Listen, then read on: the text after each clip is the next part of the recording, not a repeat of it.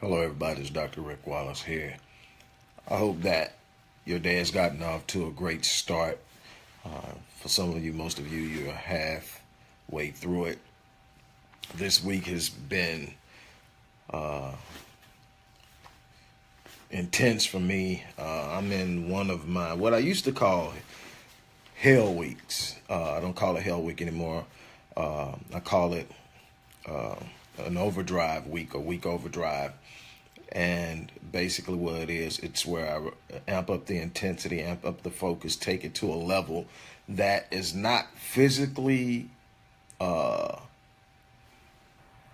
be sustained physically for a long period of time, but necessary to really try to push things ahead. And when I reach points of resistance, when things seem to be going stagnant, when I need delay, or all those things that has taught me over the years and through my experience that I'm at a point to where something exceptional is about to happen, but I'm bumping into walls. I'm really meeting the resistance. I do what I used to call a hell week.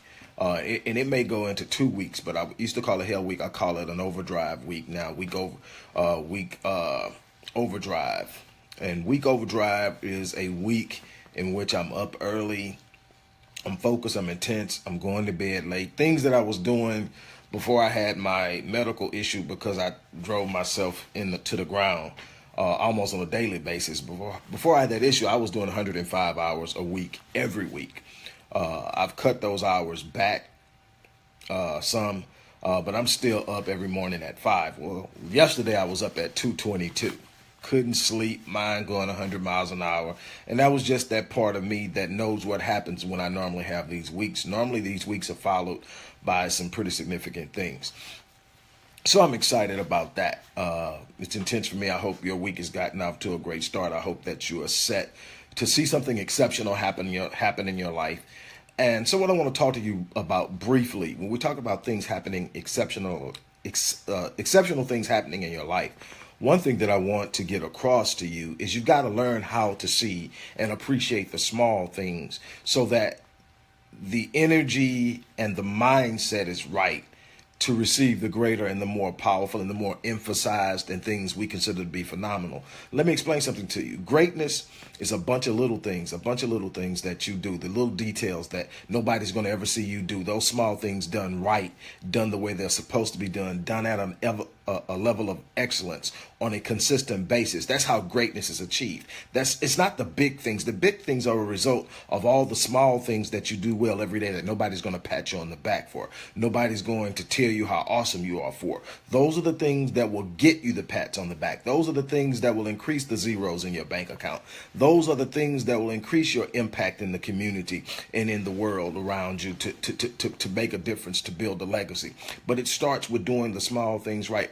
One of the things that I emphasize with the people I work with, the things I've emphasized with my kids, the things I emphasize with anyone who will listen to me, is that you've got to have a mindset of excellence. Everything that you do and put your hands on, you should want it to be the best you can do. If it's getting up and taking the plate to the kitchen, that should be a way that you do it. It should be something about how you're going to set the plate in the sink that it says it's done in an excellent manner with thought. Nothing is done capriciously. Nothing is done with a casual mindset. I tell people all the time, the moment that you take on a casual mindset, you will become a casualty.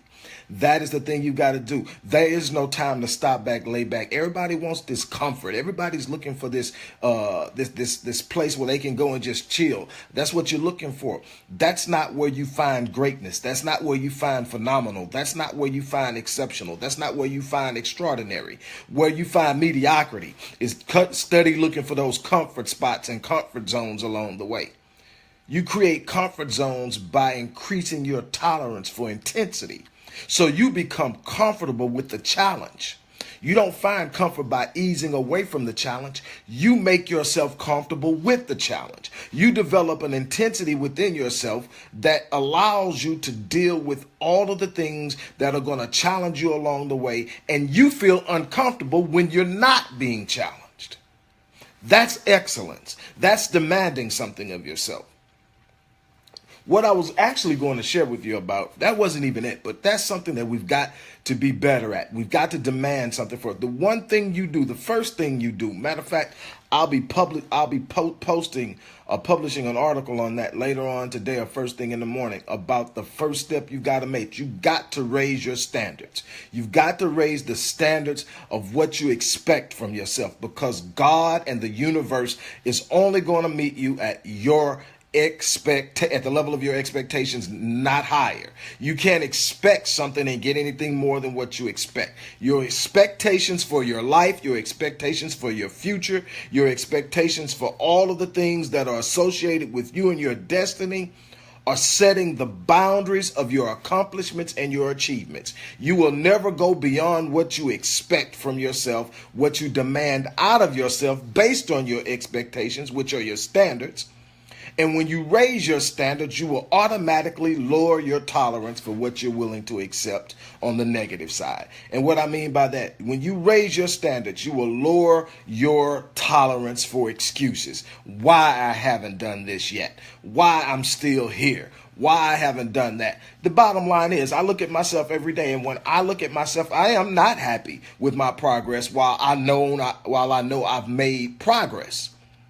But I'm looking at myself and I said, I need to be further. And while I could easily say, well, that happened, this happened. I had this issue in October where I was completely shut down, physically, medically shut down for several months, where I couldn't do anything. I could go through all the reasons why I haven't made the progress I feel. But at the bottom line, at the end of the day, I haven't made the progress because I haven't made the necessary moves and changes that are required to happen. It's not that it's not happening. It's not that it's not in play. But if I want it to change, I got to amp it up. That's why we're in a week of intensity. That's why we're in a week of overdrive, because I understand if I'm not happy with where I'm going, am I grateful for the progress? Absolutely, because it's a bunch of people that's not making the progress. It's a bunch of people that are sitting stagnant. There's a bunch of people that are regressing. So am I grateful that I'm making progress? Am I grateful of the life that I have? Absolutely. But I know there's more out there. So while I'm satisfied, I'm never content in the idea that this is good enough. I'm never going to be at a place where this is good enough. It's always going to be something inside of me that says you could do better. You should be at a higher level. Making it happen is what I'm going to wake up every morning doing. But this is how I do it, though. See, again, God and the universe is only going to meet you at your level of expectation. What you expect out of your life is truly the basis and the belief system that sets the boundaries of your faith. You can never get anything more out of your faith than what you expect from yourself, not what you expect from God. Listen to me. You can only get as much out of your life as it relates to your faith as you expect from yourself, because God designed you to create. You create your reality.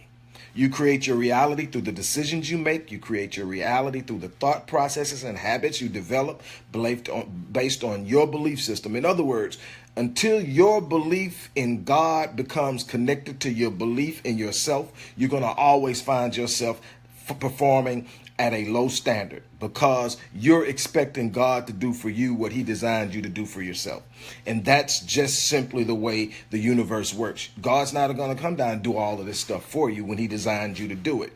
He's not going to rescue you from the giants that he sent you to slay. He's not going to sit up and give you all this thing as far as wealth is concerned when he's designed you and given you a blueprint to go out and create it. He's not going to do that. What he will do is give you the vision. He will give you insight. He will give you discernment. He will provide the revelation. But God is not going to sit down, come down, and do for you what you think needs to be done in your life to make your life better. He gave you that. Stop waiting on him to show up and do for you what you have the power to do for yourself. That's lazy, and that's unpurposed, and it has never worked. Now, in order to do the exceptional, you got to believe that the exceptional is possible. You got to believe that phenomenal is possible. That's why you've got to connect your belief system in God, the universe, or however you view the supreme being of the universe. You got to connect your belief and your faith in the supernatural powers and infinite intelligence of God. You've got to connect your belief systems from that to your belief system in you. You got to realize that you are a creation of the supreme intelligence of the universe, and you have been placed in the order that was created by this supreme intelligence with a primary purpose and with a capacity to function at an extremely high level. So when you're in a situation, you were meant to perform at a level of excellence. You were meant to perform at an excellent, at a level of exceptional, extraordinary, and phenomenal. You were never meant to be mediocre. You were never meant to be an average guild, because you were designed to be exceptional.